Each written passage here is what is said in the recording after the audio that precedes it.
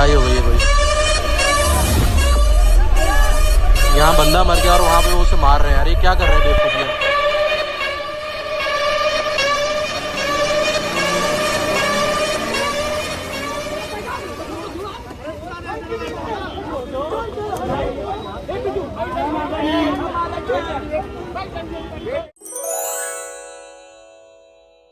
भाई ओहो, खतरनाक शोर है इनका। बस जाने ही वाला है।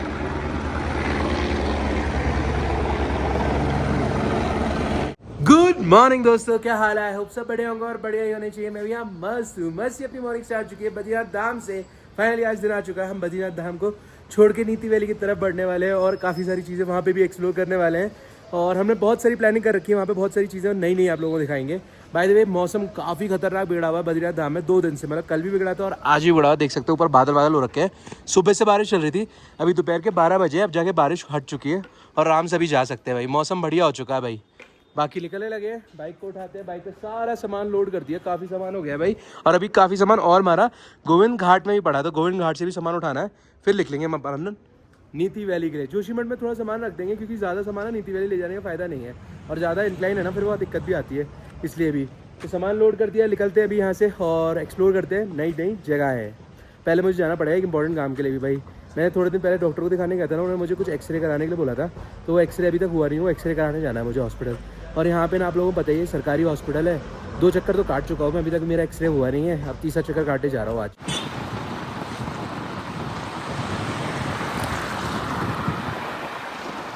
सो ये चेकआउट करो भाई, मेरा एक एक्सरे होना था और मुझे अभी पता था भाई ये एक्सरे जो है यहाँ पे नहीं होगा, जोशीमठ में ही होगा। ये बेसिकली साइनस का एक्सरे है जो ये पूरे फेस पे होगा, तो उसी वजह से प्रॉब्लम हो रही है। यहाँ पे है ही नहीं वो एक्सरे मशीन, तो जोशीमठ में होना है। यही अगर हमें परसों पता चल जाता 2 चक्कर काटने पड़ते हैं। उन्होंने बोला एक्सरे मशीन अभी काम नहीं कर रही, बाद में आना।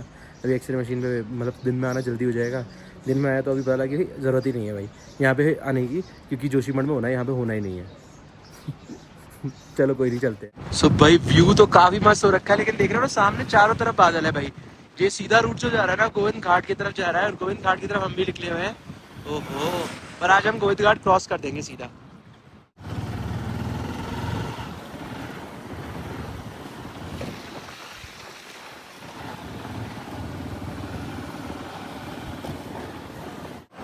तो चेकआउट करो भाई, खतरनाक पहाड़ है सारे। ऊपर से कब पत्थर गिर जाए पता नहीं है भाई। पूरे ऊंचे ऊंचे पहाड़ है। हम गाड़ी बंद में ही चला रहे हैं क्योंकि पूरा डिक्लाइन है ना, इसलिए। पर जैसे ही आपको ये बोला है पूरी स्पीड कम हो चुकी है, हल्का सा पिकअप देना पड़ेगा, उसके बाद फिर डिक्लाइन है, फिर बंद कर सकते हैं। ये देखो डिक्लाइन आ गया फिर से। ऐसे कुछ रोड है, पूरी चढ़ाते समय ना गाड़ी को बहुत पिकअप लेना पड़ा था भाई। और ये देखो साधु महात्मा लोग पैदल पैदल जा रहे हैं भाई दर्शन के लिए। असली मतलब कहते हैं ना, परिश्रम करके दर्शन के लिए, भगवान के लिए जितने भी साधु लोग होते हैं ना वो लोग जाते हुए देखे मैंने। यात्री लोग तो आजकल ना वैसे बोलते हुए अजीब सा लग रहा है, लेकिन ज़्यादातर यात्री लोग टूरिस्ट बन चुके हैं। जेन्युइनली ऐसे लगने लग गया मुझे। ये जब मैं बद्रीनाथ धाम 5 साल या 6 साल पहले आता था ना तो यहाँ पर इतने सारे होटल्स थे, ना इतनी फैसिलिटी थी। तो आदमी बहुत मतलब कि श्रद्धा भावना के साथ ही आता था। यहाँ पे इतना घूमने वाले बंदे बहुत कम आते थे, अब बहुत आते हैं भाई लोग। तो इन पत्थरों का पता नहीं, इनके अंदर से पानी भी गिर रहा है और कभी भी पत्थर भी गिर सकते हैं।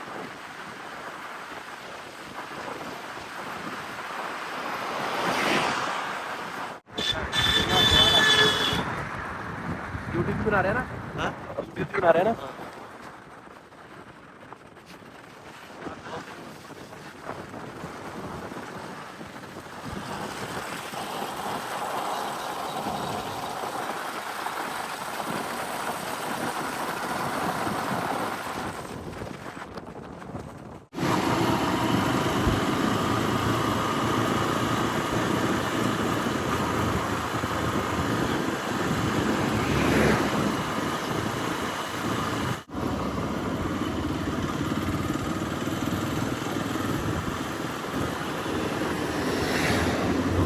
सो इस वक्त मैं पहुंच चुका हूँ गोविंद घाट गुरुद्वारे साहिब। और गोविंद घाट गुरुद्वारा साहिब में ना हम अपना कुछ सामान छोड़ के गए थे, तो बेसिकली अभी हम यहाँ से पिक करेंगे और फिर जोशीमठ की तरफ ही निकलेंगे आज सीधा, क्योंकि भाई यहाँ पे भी मौसम बहुत बिगड़ा हुआ। और दूसरा मेरे ना सर में फिर पेन हो रहा है। मैं सोच रहा हूँ जाके ना एक बार डॉक्टर के पास एक्सरे करवा ही लूँ, कम से कम जो प्रॉब्लम मुझे सॉल्व करवा लूँ, ताकि आगे दिक्कत ना आए भाई। ट्रैवल करने में भी अभी आगे में बहुत प्रॉब्लम हो रही है, काफ़ी लंबा ट्रैवल करेंगे ना, तो इसलिए।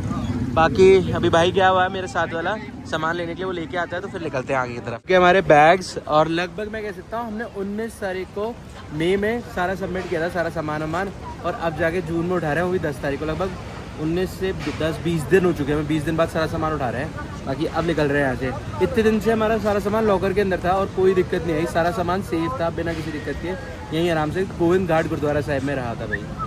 बाकी अभी बाइक उठाने लगा है भाई और निकलने लगे हैं अपन।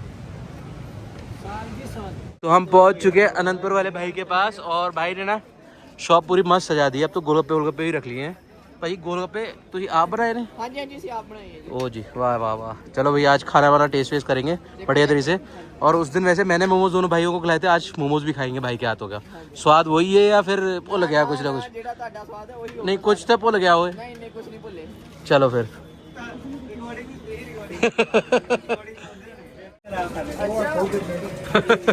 सही सही बताओ, ऐसा तो नहीं मेरा वीडियो यहाँ देखते हो? अच्छा इनको बोलो मोमोज खिलाए, मोमोज।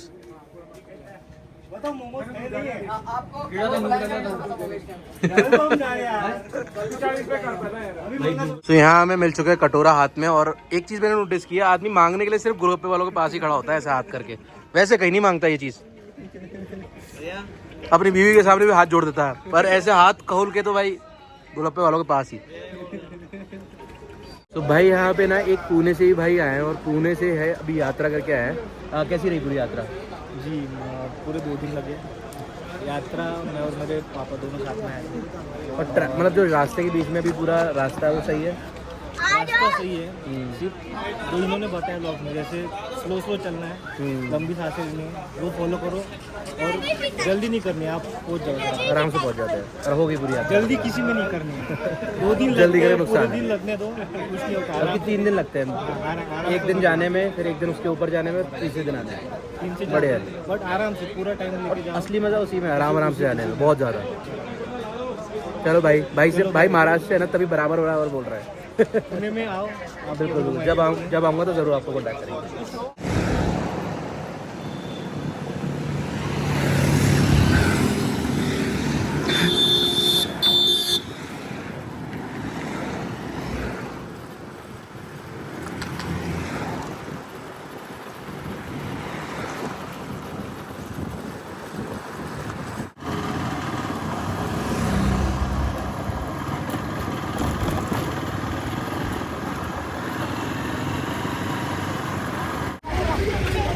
बाप रे भाई, एक आदमी बेहोश हो गया, लड़ाई हो गई है कोई। यहाँ बंदा मर गया और वहाँ पे वो उसे मार रहे हैं यार, ये क्या कर रहे हैं बेवकूफिया।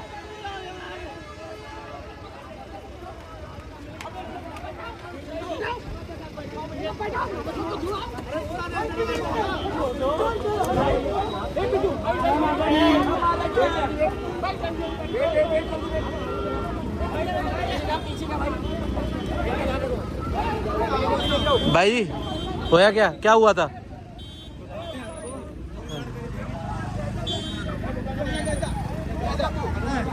क्या हुआ था भाई जी? ये पजीदी करके घूमते थे। हाँ स्कॉर्पियो को ओवरटेक कर रहे थे वो गाड़ी वाला। हाँ गुजरात वाला।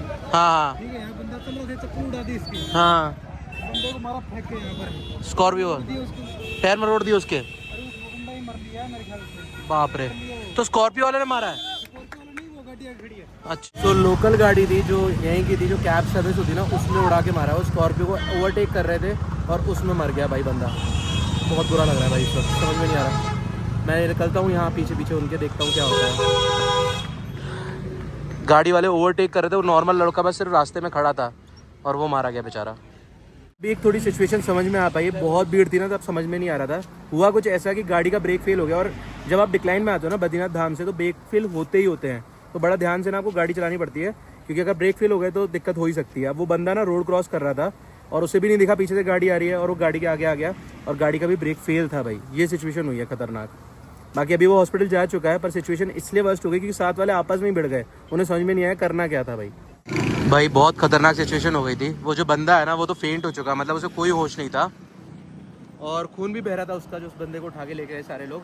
और बहुत बुरा हाल था भाई। अभी वो हॉस्पिटल ऊपर पहुंच रहे होंगे जोशीमठ की तरफ। यहाँ से जिनकी गाड़ी ख़राब हुई है, जिनका ब्रेक फेल हुआ है, वो भी यहाँ से जोशीमठ की तरफ निकले हैं। पता नहीं शायद जाके उन्हें देखेंगे हॉस्पिटल में या नहीं देखेंगे पेशेंट को, पता नहीं क्या सीन है भाई। वैसे मुझे भी हॉस्पिटल ही जाना है एक्सरे कराने के लिए, तो देखता हूँ शायद मैं भी उस तरफ जाऊँ। पर अभी सिचुएशन बहुत ख़राब हो गई मेन रोड पे। बहुत ध्यान से इस रोड पे गाड़ी चलानी पड़ती है। आप देखो मेरी 20 या 30 की स्पीड ही है। मैं ज़्यादा स्पीड में चलाता ही नहीं हूँ कभी गाड़ी, क्योंकि कंट्रोल में नहीं आती है गाड़ी। यहाँ पे ना बहुत हाई इंक्लाइन से डिक्लाइन में जा रहे हैं, तो ब्रेक में बहुत लगाना ज़रूरी है। ज़्यादा बढ़िया तो यही है अगर आपकी गाड़ी न्यूट्रल में डाल के या फिर आप गाड़ी को छोटे गियर पर डाल के चलाओ, क्योंकि गाड़ी का कंट्रोल नियंत्रण तब भी रहेगा भाई।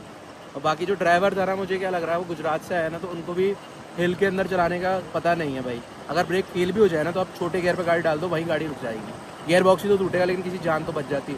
पर उन्हें नहीं समझती, वो उस टाइम पीरियड में नहीं समझ पाए, और अब किसी की जान खतरे में है इस वक्त। पहुँच चुके हैं इस वक्त जोशीमठ गुरुद्वारा साहिब। आप देख रहे हो ना, सारी बाइक्स खड़ी हुई हैं और सामने जोशीमठ गुरुद्वारा साहिब का बोर्ड भी है। लगभग मैं 3 घंटे बाद ये टेक ले रहा हूँ भाई। वैसे लगातार मैं ना बहुत ज़्यादा मतलब चीज़ों में फंसा हुआ था भाई जेन्युइनली, तो मैं वीडियो नहीं बना रहा था और मुझे समझ में भी नहीं आ रहा था मैं क्या वीडियो बनाऊंगा, इसलिए मैं पहले हेल्प करना चाह रहा था भाई। तो जो गाड़ी थी ना, जिस गाड़ी को मैंने रिकॉर्ड किया था सबसे पहले वाले टेक में, आप देख सकते हो ये वाली गाड़ी, इस गाड़ी का मैंने पीछा किया और फिर मैं इस गाड़ी को ना बेसिकली ये गाड़ी को ना ये जाम में फंसी हुई थी, कोई से मदद नहीं कर रहा था निकलने के लिए, और किसी को भी बता भी नहीं सकते कि गाड़ी के अंदर बैठे हुए कि हमें आगे जान दो, पेशेंट है करके। फिर गाड़ी क्रॉस करवा के फिर मैं जोशीमठ तक ले आया था आराम से, और अभी वो पेशेंट जो है वो हॉस्पिटल के अंदर है।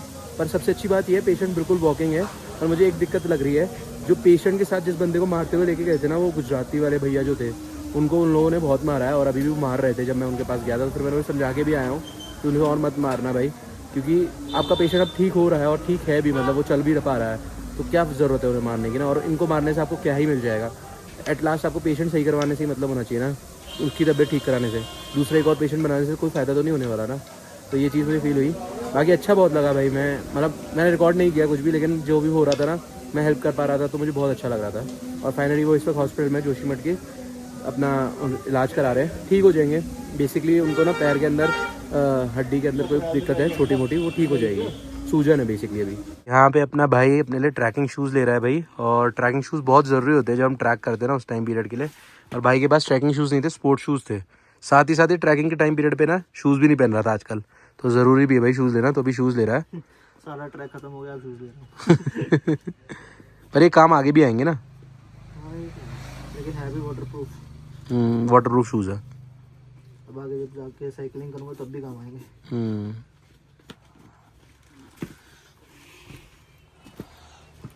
इवन इसकी ग्रिप भी अच्छी है पहाड़ों के अंदर चलने।